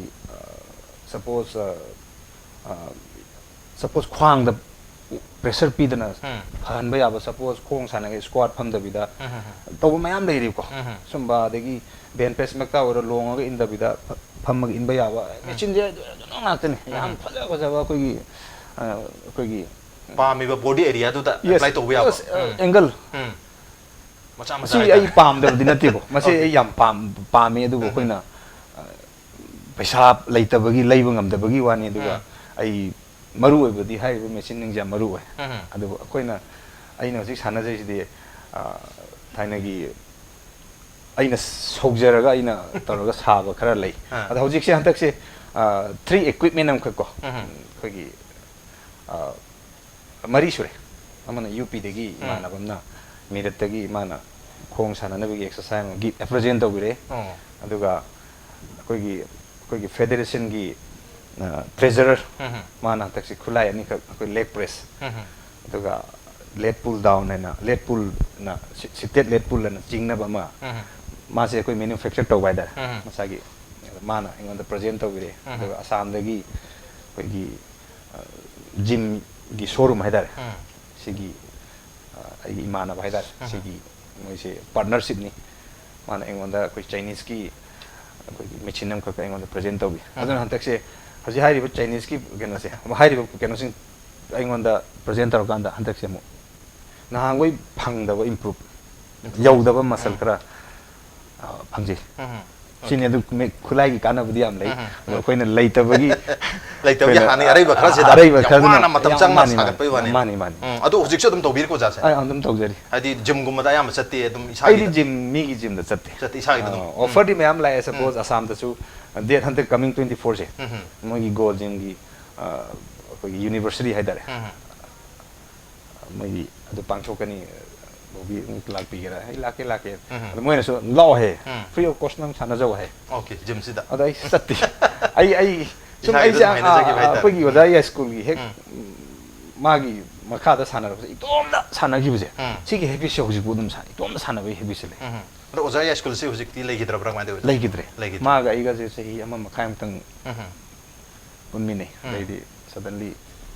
ꯁꯤ ꯂꯩꯈꯤꯗ꯭ꯔꯦ ꯑꯗꯣ ꯑꯣꯖꯥ ꯑꯣꯖꯥꯒꯤ ꯑꯩꯈꯣꯏꯒꯤꯅ ꯁꯨꯝ ꯚꯤꯗꯤꯑꯣ ꯁꯨꯝ ꯌꯦꯡꯖꯕꯗ ꯍꯥꯏꯇꯥꯔꯦ ꯑꯩꯈꯣꯏꯒꯤ ꯏꯟꯇꯔꯅꯦꯁꯅꯦꯜ ꯅꯦꯁꯅꯦꯜꯒꯤ ꯁꯨꯝ ꯃꯌꯥꯝ ꯊꯣꯛꯄ ꯃꯇꯝꯗ ꯑꯣꯖꯥꯒꯤ ꯑꯩꯈꯣꯏꯒꯤ ꯖꯤꯝꯅꯥꯁꯇꯤꯛ ꯍꯥꯟꯅ ꯌꯥꯎꯔꯨꯕꯒꯤ ꯑꯣꯏꯔꯝꯕ ꯌꯥꯏ ꯑꯩꯈꯣꯏ ꯊꯦꯛ ꯊꯣꯛꯂꯛꯄꯒ ꯀꯩꯝ ꯍꯧꯗ꯭ꯔꯤ ꯁꯣ ꯎꯠꯇ꯭ꯔꯤꯉꯩꯗꯒ ꯑꯩꯈꯣꯏꯒꯤ ꯁꯝꯃꯔ ꯁꯣꯜ ꯍꯥꯏꯇꯥꯔꯦ ꯂꯣꯡꯍꯣꯟꯒ ꯄꯠꯀ ꯍꯨꯟꯕ ꯉꯝꯕꯁꯦ ꯍꯧꯖꯤꯛꯁꯨ ꯑꯗꯨꯝ ꯑꯩ ꯇꯧꯔꯤ ꯇꯧꯔꯤꯁꯦ ꯃꯌꯥꯝꯒꯤ ꯗꯤꯃꯥꯟꯅꯅꯤ ꯇꯧꯗ ꯌꯥꯗꯗ ꯍꯥꯏꯗꯤ ꯑꯩ ꯌꯥꯝꯅ ꯍꯧꯖꯤꯛꯁꯦ ꯀꯔꯤ ꯍꯥꯏꯇꯥꯔꯦ ꯁꯤꯒꯤ ꯑꯦꯛꯁꯔꯁꯥꯏꯖꯁꯤꯗꯤ ꯑꯩ ꯇꯁꯦꯡꯅ 1990 ꯑꯗꯥꯏꯗ ꯊꯥꯗꯣꯛꯈ꯭ꯔꯕꯅꯤ ꯖꯤꯝꯅꯥꯁꯇꯤꯛꯁꯦ ꯑꯗꯨꯒꯤ ꯃꯤꯍꯨꯟꯗꯨꯅꯅꯦ ꯑꯩ ꯍꯧꯖꯤꯛ ꯍꯨꯜꯂꯤꯁꯦ ꯃꯤꯍꯨꯟꯁꯦ ꯑꯗꯨꯝ ꯂꯩꯕꯗꯤ ꯑꯗꯨꯒ ꯅꯣꯠ ꯐꯣꯔ ꯏꯟꯗꯤꯌꯥ ꯀꯣ ꯏꯟꯇꯔꯅꯦꯁꯅꯦꯜ ꯂꯦꯚꯦꯜꯗꯁꯨ ꯑꯩꯒꯤ ꯁꯤꯒꯤ ꯀꯩꯅꯣꯁꯤ ꯈꯪꯉꯕꯅꯤꯅꯅꯦ ꯁꯤꯒꯤ ꯗꯤꯃꯥꯟꯁꯦ ꯍꯥꯟꯅ ꯍꯥꯏꯅꯦꯕ ꯑꯣꯀꯦ ꯏꯟꯇꯔꯅꯦꯁꯅꯦꯜꯗꯁꯨ ꯑꯗꯨꯝ ꯇꯧꯋꯦꯕ ꯅꯪ ꯁꯤ ꯇꯧꯒꯗꯕꯅꯦꯅ ꯅꯪ ꯁꯤ ꯑꯦꯛꯁꯇ꯭ꯔꯥꯅꯤ ꯑꯗꯨꯒ ꯅꯪ ꯁ꯭ꯇ꯭ꯔꯦꯆꯤꯡ ꯅꯪꯉꯣꯟꯗ ꯀꯩꯒꯨꯝꯕ ꯈꯔ ꯃꯌꯥꯝꯅ ꯇꯧꯅꯗꯕ ꯍꯥꯏꯗꯤ ꯍꯨꯟꯕ ꯃꯌꯥꯝ ꯂꯩ ꯑꯗꯨ ꯐꯤꯠ ꯑꯣꯏꯅ ꯍꯨꯟꯗꯕ ꯍꯥꯏꯗꯤ ꯌꯥꯝ ꯄ꯭ꯔꯣꯄꯣꯔꯁꯟ ꯆꯥꯅ ꯍꯨꯟꯗꯕ ꯑꯗ ꯅꯪꯒꯤ ꯀꯩꯅꯣꯁꯤꯗꯤ ꯇꯣꯉꯥꯟꯕ ꯃꯌꯥꯝ ꯀꯩꯅꯣꯝ ꯌꯥꯎꯔꯤ ꯅꯪ ꯍꯨꯟꯗ ꯌꯥꯔꯣꯏ ꯗꯤꯃꯥꯟꯅꯦ ꯃꯌꯥꯝꯒꯤ ꯑꯗꯨ ꯗꯤꯃꯥꯟꯁꯦ ꯃꯌꯥꯝꯒꯤ ꯌꯥꯅꯕ ꯍꯣꯠꯅꯕꯗ ꯁꯝꯇꯥꯏꯝ ꯀꯤꯔꯛꯄꯁꯨ ꯌꯥꯎꯋꯦꯕ ꯀꯩꯅꯣꯗꯤ ꯑꯩ ꯊꯥꯗꯣꯛꯈ꯭ꯔꯕꯅꯦ ꯁꯝꯇꯥꯏꯝ ꯌꯥꯝ ꯋꯥꯕ ꯇꯥꯏꯃꯤꯡꯁꯨ ꯌꯥꯎꯔꯛꯏ ꯑꯗꯨꯕꯨ ꯉꯁꯥꯏꯒꯤ ꯃꯌꯥꯝꯒꯤ ꯀ꯭ꯔꯥꯎꯗꯇꯨꯅꯀꯣ ꯍꯦꯛꯇ ꯉꯥꯛꯇꯪꯒꯤ ꯑꯦꯅꯔꯖꯤ ꯑꯣꯖꯥꯗ ꯇꯧꯁꯤꯟꯒꯤ ꯂꯣꯏꯕ ꯍꯥꯏꯗꯤ ꯈꯪꯉꯀꯥꯟꯗ ꯇꯧ ꯂꯣꯏ ꯂꯩꯔꯝꯃꯦ ꯑꯗꯣ ꯌꯥꯝ ꯅꯣꯛꯅꯤꯡꯕ ꯑꯃ ꯂꯩꯌꯦ ꯁꯤꯒꯤꯗ ꯑꯩꯅ ꯀꯜꯀꯇꯥꯗ ꯅꯣꯡꯃ ꯑꯩꯈꯣꯏꯒꯤ ꯗꯦꯃꯣ ꯑꯃꯈꯛ ꯀꯧꯔꯛꯑꯦ ꯑꯩꯈꯣꯏꯒꯤ ꯀꯝꯄꯤꯇꯤꯁꯟ ꯃꯆꯥ ꯑꯃ ꯁꯤꯟꯗ ꯕꯣꯕꯤ ꯑꯩꯁꯦ ꯒꯦꯁ ꯄꯣꯖ ꯑꯣꯏꯅ ꯇꯧꯕꯒꯤ ꯑꯁ ꯑꯗꯨꯒꯤ ꯅꯨꯃꯤꯠꯇꯨꯗꯤ ꯌꯥꯝ ꯉꯛꯆꯅꯤ ꯃꯣꯏꯒꯤ ꯁ꯭ꯇꯦꯖꯁꯦ ꯑꯩꯈꯣꯏꯒꯤ ꯑꯉꯥꯡꯒꯤ ꯁ꯭ꯀꯨꯜꯒꯤ ꯕꯦꯟꯆ ꯂꯩꯗꯥꯏꯅꯦ ꯑꯗꯨꯝ ꯃꯌꯥꯝ ꯄꯨꯟꯁꯤꯜꯂ ꯁꯥꯕ ꯑꯗꯨꯏ ꯃꯊꯛꯇꯅ ꯑꯩꯅ ꯁꯣ ꯇꯧꯔꯤꯁꯦ ꯑꯗ ꯁꯤꯒꯤ ꯄꯣꯠꯁꯤ ꯃꯌꯥꯝꯒꯤ ꯗꯤꯃꯥꯟꯅꯦꯕ ꯑꯩꯈꯣꯏꯒꯤ ꯕꯦꯛ ꯁꯝꯃꯔꯁꯜꯁꯦ ꯑꯩꯁꯦ ꯕꯦꯛ ꯁꯝꯃꯔꯁꯜꯁꯦ ꯇꯧꯔꯨꯔꯒ ꯉꯁꯥꯏꯒꯤ ꯃꯣꯏꯒꯤ ꯕꯦꯟꯁꯦ ꯄꯨꯂꯞ ꯇꯦꯛꯑꯒ ꯑꯩꯒꯤ ꯈꯨꯁꯤꯐꯥꯎ ꯆꯪꯈ꯭ꯔꯕꯅꯤꯅꯦ ꯃꯈꯥ ꯇꯥꯊꯣꯛꯈ꯭ꯔꯕ ꯑꯩꯁꯦ ꯃꯈꯥ ꯆꯪꯈ꯭ꯔꯕ ꯃꯣꯏꯒꯤ ꯕꯦꯟꯁꯦ ꯄꯨꯂꯞ ꯇꯦꯛꯑꯒ ꯂꯦꯟꯗꯤꯡ ꯇꯧꯔꯛꯄꯁꯤꯗ ꯑꯗꯨ ꯂꯥꯏꯕꯛ ꯐꯕ ꯍꯥꯏꯔ ꯀꯔꯤꯝꯇ ꯁꯣꯛꯍꯧꯗꯦ ꯑꯗꯨꯃꯥꯏꯅ ꯇꯧꯕ ꯑꯗꯒꯤ ꯌꯥꯝ ꯌꯥꯎꯈ꯭ꯔꯦ ꯑꯗꯒꯤ ꯑꯗꯣ ꯑꯩꯈꯣꯏ ꯕꯣꯗꯤ ꯕꯤꯜꯗꯤꯡꯒꯤ ꯃꯔꯝꯗ ꯀꯥ ꯍꯦꯟꯅ ꯈꯪꯖꯗꯕ ꯑꯩꯈꯣꯏ ꯏꯆꯝ ꯆꯝꯕ ꯃꯤꯆꯝ ꯍꯥꯏꯇꯥꯔꯦ ꯑꯩꯈꯣꯏꯅ ꯌꯦꯡꯖꯕ ꯃꯇꯝꯗ ꯑꯩꯈꯣꯏꯒꯤ ꯃꯁꯥꯁꯦ ꯑꯣꯖꯥꯗꯒꯤ ꯍꯦꯟꯅꯒ ꯋꯥꯡ ꯆꯥꯎꯕ ꯐꯨꯠ 6-7ꯀ ꯋꯥꯡꯕ ꯍꯥꯏꯒꯗ꯭ꯔꯥ ꯑꯆꯧ ꯍꯦꯚꯤ ꯋꯦꯠ ꯃꯌꯥꯝꯗꯣ ꯊꯣꯛꯂꯛ ꯇꯥꯔꯒꯁꯨ ꯋꯦꯠꯄꯨꯗꯤ ꯀꯦꯇꯦꯒꯣꯔꯤ ꯃꯥꯟꯅꯕꯗꯤ ꯌꯥꯏ ꯃꯁꯥꯗꯤ ꯀꯥ ꯍꯦꯟꯅ ꯋꯥꯡ ꯆꯥꯎꯔꯨꯕꯒꯤ ꯍꯥꯏꯇꯥꯔꯦ ꯑꯣꯖꯥꯗꯒꯤ ꯍꯦꯟꯅ ꯆꯥꯎꯅꯒꯗꯤ ꯎꯕ ꯑꯗꯨꯕꯨ ꯍꯣꯔꯦꯟ ꯃꯨꯛꯅꯔꯛꯑꯀꯥꯟꯗ ꯍꯥꯏꯇꯥꯔꯦꯅꯦ ꯑꯣꯖꯥꯅ ꯍꯦꯛꯇ ꯂꯧꯍꯧꯕ ꯍꯥꯏꯇꯥꯔꯦ ꯑꯗꯨꯗ ꯑꯩꯈꯣꯏ ꯃꯁꯤ ꯃꯁꯥ ꯆꯥꯎꯕ ꯈꯛꯇꯅꯁꯨ ꯌꯥꯗꯕ ꯃꯥꯜꯂꯦꯅꯦ ꯑꯩꯈꯣꯏꯒꯤ ꯕꯣꯗꯤ ꯕꯤꯜꯗꯤꯡꯒꯤꯁꯦ ꯑꯩꯈꯣꯏ ꯁꯨꯝ ꯈꯟꯖꯩ ꯃꯁꯤ ꯃꯔꯨꯑꯣꯏꯅ ꯀꯩ ꯑꯣꯏꯗꯣꯏꯅꯣ ꯑꯩꯈꯣꯏꯒꯤ ꯄꯣꯁ 9 ꯈꯔ ꯂꯩ ꯃꯥꯅꯦ ꯃꯁꯤꯗꯩꯗ ꯄꯣꯁꯁꯤꯗ ꯑꯩꯈꯣꯏꯒꯤ ꯀꯠ ꯃꯌꯥꯝꯁꯤ ꯈ꯭ꯋꯥꯏꯗꯒꯤ ꯐꯖꯅ ꯎꯠꯊꯣꯛꯄ ꯉꯝꯕꯗꯨ ꯑꯣꯏꯗꯣꯔꯤꯕ꯭ꯔꯥ ꯑꯗꯨꯁꯨ ꯑꯣꯏꯗꯣꯏꯅꯤ ꯑꯗꯨꯁꯨ ꯁꯕꯦꯜ ꯀꯝꯄꯜꯁꯔꯤ ꯏꯁ ꯚꯦꯔꯤ ꯏꯝꯄꯣꯔꯇꯦꯟꯅꯤ ꯑꯗꯨꯒ 1 minute free pose ꯀꯥꯏꯗꯨꯗꯤ ꯖꯁ ꯍꯣꯏ ꯍꯧꯖꯤꯛꯇꯤ ꯑꯗꯨꯁꯨ ꯀꯥꯎꯟꯗꯤ ꯇꯧꯔꯦ ꯑꯗꯨꯕꯨ ꯃꯦꯟꯗꯤ ꯍꯧꯖꯤꯛꯀꯤ 7 ꯀꯝꯄꯜꯁꯔꯤꯗꯨꯅꯤ ꯇꯔꯦꯠꯁꯤꯗ ꯑꯗꯨꯒ ꯑꯗꯨꯒꯤ 7 ꯀꯝꯄꯜꯁꯔꯤꯒꯤ ꯄꯣꯁ ꯈꯛꯇꯅꯁꯨ ꯌꯥꯗꯕ ꯃꯤꯁꯦ ꯍꯦꯛ ꯂꯦꯞꯄꯗ ꯑꯦꯅꯥꯇꯣꯃꯤ ꯃꯥꯒꯤ ꯄ꯭ꯔꯣꯐꯦꯁꯅꯦꯜ ꯑꯣꯏꯕ ꯑꯣꯏꯗꯕ ꯈꯣꯡ ꯇꯣꯟ ꯐꯖꯕ ꯂꯩꯗꯅ ꯑꯃ ꯂꯩꯗꯅ ꯑꯗꯨꯝꯕꯒꯤꯁꯨ ꯑꯗꯨꯅꯤ ꯍꯥꯟꯅ ꯑꯍꯥꯟꯕꯗ ꯑꯩꯈꯣꯏꯅ ꯂꯦꯞꯍꯜꯂꯤꯕ ꯁ꯭ꯇꯦꯟꯗꯤꯡ ꯄꯣꯖꯤꯁꯟ ꯂꯦꯞꯍꯜꯂꯤꯁꯦ ꯑꯦꯅꯥꯇꯣꯃꯤ ꯃꯥꯒꯤ ꯈꯜꯂꯤꯅꯤ ꯗꯦꯟ ꯑꯗꯨꯒꯤ ꯃꯊꯛꯇ ꯄꯣꯖꯤꯡꯒꯤ ꯃꯁꯜ ꯀ꯭ꯋꯥꯂꯤꯇꯤ ꯃꯥꯒꯤ ꯁꯤ ꯌꯦꯡꯉꯛꯏꯅꯤ ꯑꯗꯨ ꯑꯣꯖꯥꯅ ꯑꯩꯈꯣꯏꯒꯤ ꯃꯊꯛꯁꯤꯗ ꯂꯦꯞꯄ ꯃꯇꯝꯁꯦ ꯁ꯭ꯇꯦꯖꯁꯤꯗꯀꯣ ꯂꯦꯞꯄ ꯃꯇꯝꯁꯤꯗ ꯅꯠꯇ꯭ꯔꯒ ꯑꯩꯈꯣꯏꯒꯤ ꯍꯥꯏꯔꯤꯕ ꯄꯣꯁ ꯃꯌꯥꯝꯁꯤ ꯎꯠꯂꯛꯄ ꯃꯇꯝꯁꯤꯗ ꯑꯩꯅ ꯇꯧꯔꯤꯕ ꯄꯣꯁꯁꯤ ꯑꯩꯈꯣꯏ ꯖꯖꯦꯁꯁꯤꯡꯅ ꯄꯥꯝꯒꯗꯕ ꯅꯠꯇ꯭ꯔꯒ ꯑꯩꯈꯣꯏꯒꯤ ꯇꯥꯏꯇꯜꯁꯤꯗ ꯃꯊꯧ ꯇꯥꯔꯤꯕ ꯄꯣꯁꯁꯤ उलमगनी उलमोय हाबसी हाइदी विजुअलाइज तौब ngambibra कमाय तौ जाउ उप मतम सिदा हाइदी अतोप मयाम सु लाइन दग लेमिनब यावबनी ना मयाम सिगे प्रेशर से अदुम लेरमदौ माले दुदा मसे आई तसेंबा आई मयाम गी साइड तगे हाइदा नुसीबिबा हाइदोर आई कम तौबिबा इंटरनेशनल लेवल लगी आई गी पोजिंग से मयाम ना याम पामना न तौई ओके हाइदी अदो आई गी फेस स्माइलिंग आई से कोई गी मुइबा पोजिगा फेसिगा यामना वावना उहंदबी सुम केनोमा एट्रैक्शन नम पोकपा हाइदार मोइना सु यामना माइ मतौ तमजौगा हाइबसु दम लै सम कोई ऑफिशियल खरना सो मागी स्टूडेंट लगा को तमाइना हाइबी बसे लई ओके अदो होय अदुबु ngसाइगी आइसु मतम दरकार दी वदे केनो आई तोम द सानाबनि ना आई तोई पोजिंग से सम एंगल खर सोरपा अदु कांदा येंग हेबम दरकार ओय अदुगी पोतु दे इंगोंद लेतरे आई हेल्पर लेते हेल्पर आई हेल्प तोबिना बा आई बु येंगसन बिना लेते सिदा कितंग मिस्टेक ओरमदि खंगदे अदुबु आई अदुम कन्ना दे होना जे हाइदी मयामना जस्ट नो कमाइना येंग कमाइ येंग दे इसी का एंगल द करमाई मसल एक्सपोज तोंग नि गाइस सिगी कनो से अदुम आई साना अदुम नैना दि नै अनने जे इसाना तुम स्टडी तौजे भाई स्टडी तौजे अदो याम मजे उजाना हुजिगी कोई मसल का खतंग बुलक पाइ तारे तो कैमरा दे खतंग उठपिर दिन वाइने उजाई से कोइना हाइजो मतम दा कोई मणिपुरी तो वाइ लेने दन को जा मसी कनागी फैगन नो है मसी ओजा बोबी की पामोम ने तो तादर उजागी फैगन से फैगन है पामोम जाय तारे मसी अमतंग मुपी भी आदर कोई कैमरा की दमता मुक्षिरो अदो आई सानाबदि खितंग पोथागे दि खनने अदो होजिकसे पोथारी याम कना 10 12 days गुमा सोरे इन सानादस अदो ओजा कोई सुम युमदा सुम एक्सरसाइज तो कोपा हाइगद्रा टाइम टू टाइम ओजागी मेजरमेंट दम तो विपरा कोई थबा की क्वांगी पामबोंगी से सुम कमाय तौवे अदुम खरगदि तौवे मरकता हंधरंबा हाइगलंबा केंगना भी प्रगवाय तौवे जा हंधरंबा से वखन खर नुंगाइते अदना असाइगी अदुगी पोतो लैरबनिन को आई नोमगी रेगुलर वर्कआउट तौनिंगबगी वखलन दिन पोए अदो ओजा हुजिकसे कोई कॉम्पिटिशन खरा पोथारी उजा ताकपिरी हाइदी कॉम्पिटिशन बुदी अदुम हंदक चही गिसु हौदंग आइरबनि ना लाखत मयाम याव दोदी लेरमनि उजागी प्लान दा हुजिक मतम खरा पोथारी हाबे तारे अदो पोथा तारगसु नोमगी सोइदना वर्कआउट अदुम तौबिरो पोथा बाइदि कॉम्पिटिशन दो कितंग पोथा जगे कॉम्पिटिशन कितंग पोथा बाने एक्सरसाइज पोथा यादे एक्सरसाइज लेप यादरी लेप यादे कोई सम कोई हौरैबा अंगांसिंग नत्रगा सम प्लेयर खाने आई हुजि ऑफ सीजन नि ऑफ सीजन ममाइगा सुम था लाइ व्हाट एग्जांपल नि को केन आई ऑफ सीजन मीन्स कैनो सिनि ऑफ सीजन है जी कंपटीशन ऑफ है बने अदुगा नंगी workout the regular workout yam important है ऑल सीजन ने बसे सीजन अदुना आई वंदा होजि इंडिया की मफम खुदिंग मुते ऐसी सपोज इनविटेशन लाप यावे सम प्लेयर दा हंगोदे आई होजि फॉर्म नते आई फॉर्म लेते आई ने आई बॉडी जे लेपी आई दी हेक लाप आई एम द यस की मीन कैन आई ऑलवेज आई बॉडी से प्रिपेयर टू थमे अदा एनी कंपटीशन लाप जाई 10-15 days इनफ केन दे हाना नम थम्मा ले जम 10-15 days आई डाइट खर मेंटेन तौलो सॉल्ट सम खर आइना हाना खंजब कंट्रोल खर तौलो अदु ओजागी आइना इंटरव्यू अमदा ताजब हाइगद्रा पाबदो ओरमाने कोई कंपटीशन हाइ तारे कंपटीशन नत बिदा कोई तोंगा तोंगा मफम सिंगदा जिम दबो ओइबि आइ नत्रगा अतोपल ममदा नत्र लेकाय मदु बिदा मदुदा कौबसिदा मधु ने हेनो जाना कहतर मधु हेन मरु ओइन लवे आई दी दसेंग बदी आई शो से डेमो से याम इंपोर्टेंट ओइन लवे कंपटीशन दे आई सपोज आई थर्ड टागरे फोर्थ टागरे फिफ्थ टागरे नथिंग अदु काइम खने आई बु मयामना यंग बिगे है ना आई यंग जगे है ना को सपोज मयाम की पब्लिक इनकरेज हम दाई बु थोइन स्पेशल ओइन कौरगा आई बॉडी से यंग जगे है ना कौरी बसे आई फजदब यादे कनो दी पब्लिक ऐसे अननोन पर्सन कहीं खंगदब यावरी बॉडी बिलिंग जे मोय कान फाने लैदो बिनिंग अद सोमदा कोइना तौरिबा लान याम बि खंगदब अदा ngसाई अदुना ngसाई चम चम खंगदब पब्लिशिंग दो खुबाक खुहनना बि गिदम ता आई से बॉडी होना दब यादे अदुना आई दी सोम लेरे हाइदे याम आई दी पूरा टेंशन ने मिचम सैटिस्फाई तो उन हेन अदुनी आई दी इंपोर्टेंट मिचम सैटिस्फाई तो उदुना थाजान बदो आई वर्ल्ड चैंपियन नि हारगा मबु कै कंग कंग थोदी असि वर्ल्ड चैंपियन आइसु ngमिना हार कने अननोन पर्सन खंगदब नदि अदो वर्ल्ड चैंपियन तो ताना होना तो मनुंग लान इन तौरी मैम दि उदबा अदो मतम खितंग हांगक पगी एन चासल थक्सन बा लेदना खितंग फ्री होय मन दो खितंग बॉडी चेंज सम दि लायद अदो उबिदब ओके उबद मोय मरानते खंगदबैनि अदो ngसाई के माइन स्पेशल होय नाइ कौ कांद दि आई क्वाइ इंपोर्टेंट अदो ए टेंशन अदो डाइट का अदो कुसल कने हाइदे फजन द यादे ओके आम जे अदो ओजागी कोई सानबा हगलपगी हाय तारे को हान बा जिम चंग हरपगी हान बा कोई नहा ओरंगागी नत्र अंगा ओरंगागी हाय स्टेज हाय तारे हरपैसे सी ख्वाइदगी मरु ओइबा नत्र को ख्वाइदगी निजिंग जबा हाय तारे ओजाना ख्वाइदगी इंपोर्टेंट ओइने खंजबा फेस हाय तारे करिदि ओइबि अखोई आइना यो बॉडी बिल्डिंग से संजर मतुंग कोई 1998 से आइना आन बा आइगी senior Mister India India thokpisi senior Mr. India se tasengba koi gi Manipur macha mata senior lobo ngamgidi koi gi mamang da hoi oja mai pak na oja mai pak ki leijagren makha tarakpada junior ngatani junior Mr. India tabdi yaure ada ngasai gi akoi su Manipur de chalaga senior ga thokpaje koi gi mamang da ta gi bamta leitamni koi tani ga thajaba leibjante thajaba leibjante adana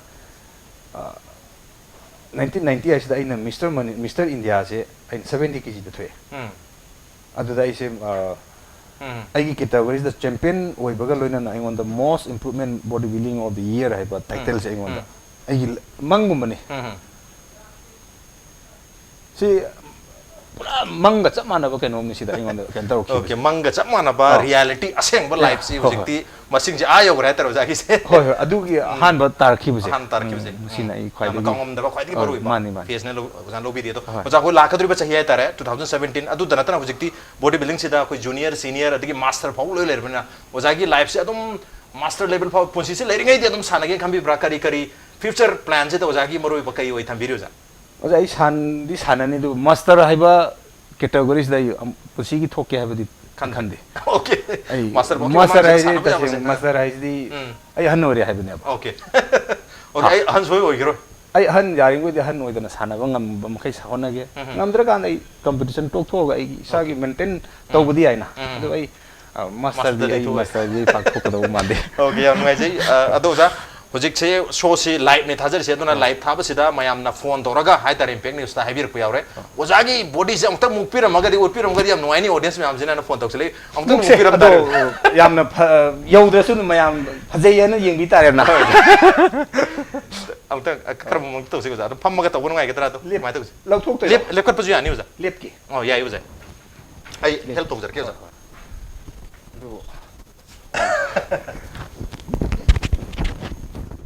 ai lo thok jar ke ha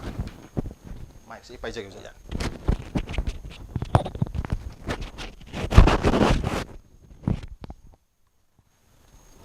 ya ni uja ai sa gi dani uja gi pamom si wi phaigan ga samane da to ba common na magi camera ji kitang matak thangan pir ga di na traga to pa camera ma upira ga to jai mek seno udong male mo bi biare okay okay usi uzan upiri ba ko gi position si pose se uzagi kwai da gi ka ta muscular oiba pose na uzagi okay yam ngai jero za uza bi biare ni uza okay uza amuka aroi wena ulami haitar yang ngai jero za aiseng pa kasen dinap ando za lo selak pa sita asum thamas oza na wahai amani hai bining balai ga di manipur gi miyam da hu yengbir ba impact news ki ngasi manu hona serana nai gi show yengbir ba miyam da na traga ko hawalak li ba body builder na sing da kari message bi bining ba pibir mo koi Manipur se Manipur da laiba chinau sing sana ba koi body building am physics chum bai dar koi gi national level international level changa kan dum tongan ba ta ba koi skill quality ma di koi genetic we ba kha yaw jeri adana body building se num sana ningi aduga body building se sana tar di ko aina sana se health ki ne hexang phana ne hakjang phana na ba hona ba ai afa ba food changi diet changi adai discipline amdi maintain tau da ya de hai ri ba discipline je mayam je maintain tar kan da haji Manipur da lai ba koi chingnaw chana ri ba drug nisha nungsa leidana ko si mayam de gi koi gi body building de gi thapna thamgi ba ngam gni hajini okay hai di body building se na koi society gi yes Manipur da lai ri ba drug ki kudong cha da ba hai ga drama je gi sathi ba ke no se habit se adu de gi koi na hakjang phan mioi ba hakjang phara di wakhan cheng wakhan je phaba ngak ta khale aduna koi hauroi bai chini naw koi hona minasi hakjang phan leina ba koi hakjang phara di aphaba wakhan khali aphaba wakhan koi mayam je aphaba wakhan loin mu khan minara ga di asi koi Manipur da thokli ba koi gi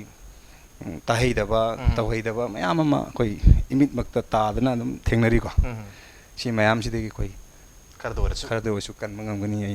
याम नोइजे ओजा ओजाना ताकि बसे खोगी हकचांग फबन लन्नी हाइबदुनी हकचांग फतार दा फ वाखल लेनी खोई Manipur society जाम funny हाबने अदुना हकचांग फबसना लन ओइबनिना खोई मणिपुर योइना नत्रगा ngasiगी ओइना हाइब तारे खोई ख्वाइदगी लन चेन बो ख्वाइदगी इना खुन बसी खोई ख्वाइदगी बसा फबन ओइदुनी अदुन ख्वाइदगी बसा फबजे खोई ओजा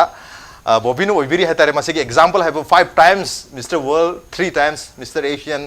and more than 20 times we Mr. India at the national level the lobby is na masina saki na jab tare on the non ngasi wana di koi manu huna seren night show ki tharom se matang chat lusin jarge duga ojana ngasi tharom sida lembi rakta tharom sibo thawai happy khiba makung phan gi dam to ojada khoi gi ligla gi mai kai de gi gift hamper am khatang khudol tam jage masi ojana sabu ya ba yor ge dum chabi roi da ya no aja oja aro to oja ba am kana thaga chok phon to appreciate you joining okay thank you so much masina ngasi gi manu huna Saturday night show gi tharom ngasi gi edition se karam to bi ko de kan bir ko ya gane koi mail id di impacttvnews@gmail.com natraga khoi Facebook page www.facebook.com/impacttvmanipur da join to biraga comment amadi feedback tha bir pyagane well ladies and gentlemen thank you so much for joining us from the other side of the screen until next time this is Raj Rongtang signing off khurumjari